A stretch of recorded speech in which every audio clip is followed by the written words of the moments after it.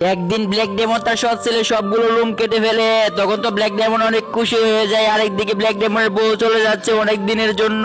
তখন বিল্লু তার সৎ বোনকে জড়িয়ে ধরে অনেক কান্না করে। আরেক পাশে ব্ল্যাক ডেমন বিল্লু লুম গুলো দিয়ে একটা অনেক সুন্দর টুপি বানিয়ে ফেলে। তখন তার মেয়েকে দিয়ে দেয়। এইদিকে বিল্লুর খাবার খাওয়ার মতো জায়গা নিয়ে ডাস্টবিন থেকে খাবার খায়। আর ব্ল্যাক ডেমনের মেয়ে ওই টুপিটা পরে আছে। আর এইদিকে বিল্লুর হাতে সব কাম কাজ করে কাপড় ধোয়া পর্যন্ত। তারপর বিল্লুর সাথে কি হয় সেটি দেখার আগে তোমরা যদি মাকে ভালোবেসে থাকো তাহলে ভিডিওতে লাইক করে পেজটি ফলো করে দাও আর কমেন্টে লিখে যাও আই লাভ ইউ মা।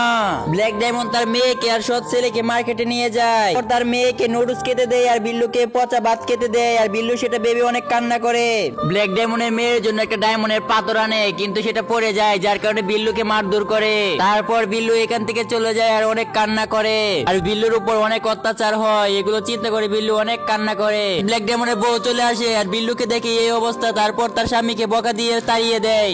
ব্ল্যাক ডায়মন্ড ও তার মেয়ে অনেক কান্না করে। আর আরেকদিকে বিল্লুকে নিয়ে চলে যাচ্ছে তার মা। বন্ধুরা, পরের পার্টি পেতে ভিডিওতে লাইক করে পেজটি ফলো করে দাও।